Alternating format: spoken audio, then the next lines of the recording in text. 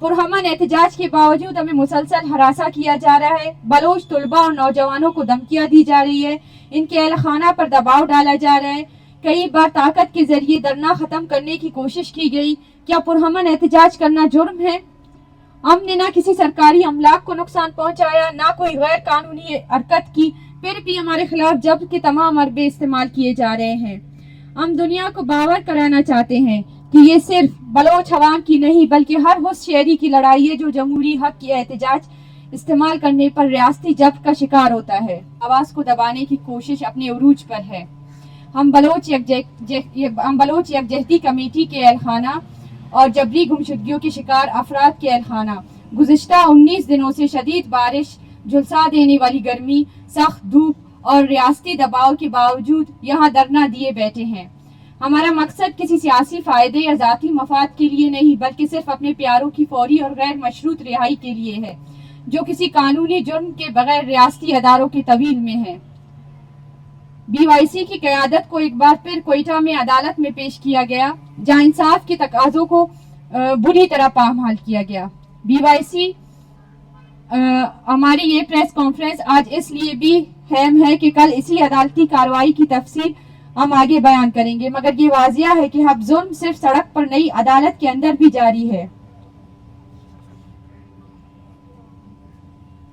19 दिन गुजर चुके हैं और हमने हर लम्हा खुले आसमान तले गुजारे। बारिश में भीगते हुए, कपकपाते हुए और गर्मी में पसीने से तर होते हुए हमने पुरअमन तरीके से अपनी आवाज बुलंद की, मगर अफसोस की हुकूमत और रियासती अदारे अब तक मुकम्मल बेइज्जती का मुजाहरा करते रहे।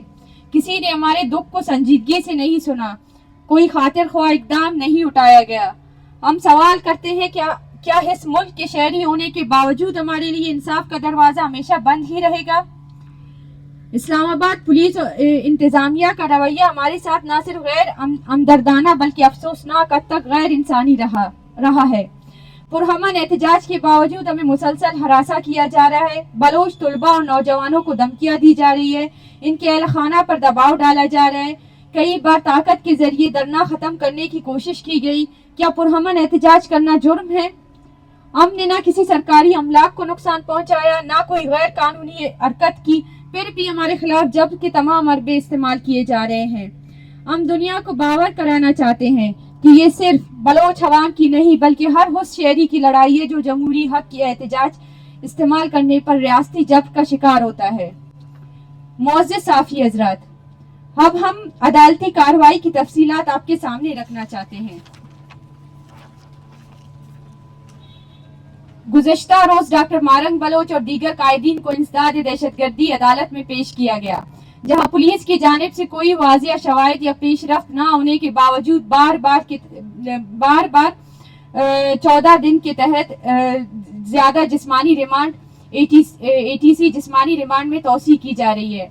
हमारी कानूनी टीम ने अदालत के सामने ये मौकिफ रखा कि इंसदाद दहशतगर्दी एक्ट सिर्फ ठोस शवाहिद की बुनियाद पर दिया जा सकता है, मगर इस बुनियादी कानूनी उसूल को नजरअंदाज करते हुए पहले 10 दिन, फिर 15 दिन और अब मजीद 20 दिन का रिमांड दिया गया।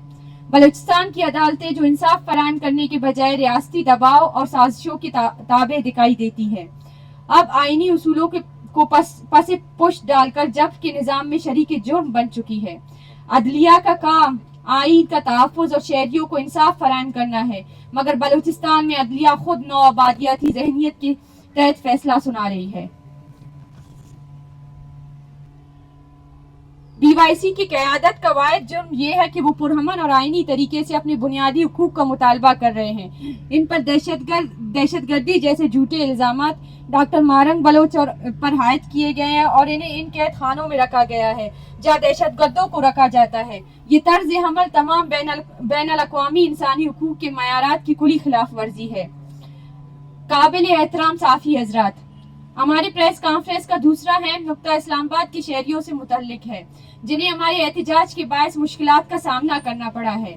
हम आप साफियों के तवस्सुत से ये पैगाम इस्लामाबाद के शहरियों तक पहुंचाना चाहते हैं कि हमारे एहतजाज से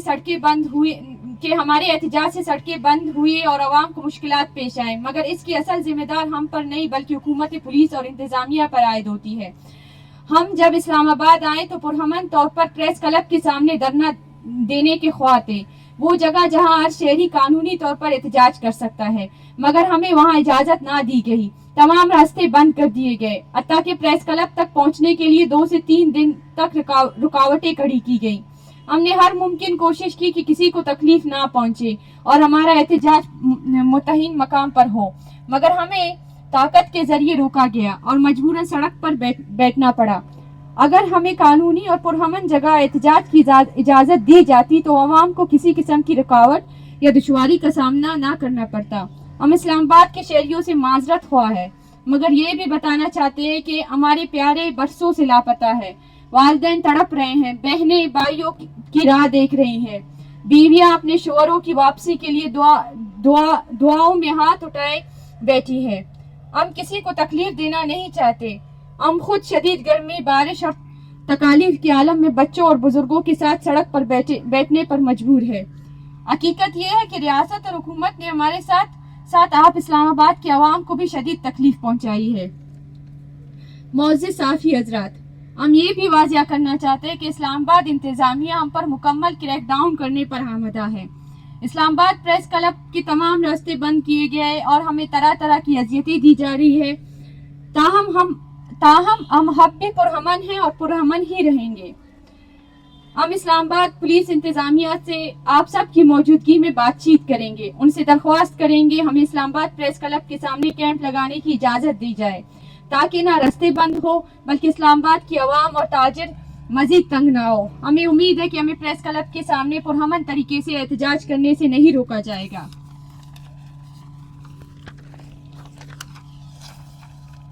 ہم تمام سیاسی جماعتوں اور سول سوسائٹی سے اپیل کرتے ہیں کہ وہ ذاتی اور جماعتی مفادات سے بالاتر ہو کر ہمارے ساتھ کھڑے ہو۔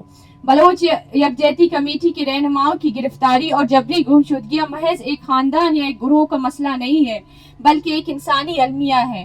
آج یہ ظلم ہم پر ڈایا جا رہا ہے، کل کو یہ کسی اور کے دروازے پر دستک دے سکتا ہے۔ ہم تمام سیاسی جماعتوں، سول سوسائٹی، انسانی حقوق کے اداروں اور وکلا برادری سے مطالبہ کرتے ہیں وہ اس غیر انسانی طرز عمل کے خلاف آواز بلند کرے اور حکومت پر دباؤ ڈالے تاکہ کسی شہری کو اس کے بنیادی انسانی حقوق سے محروم نہ رکھا جائے۔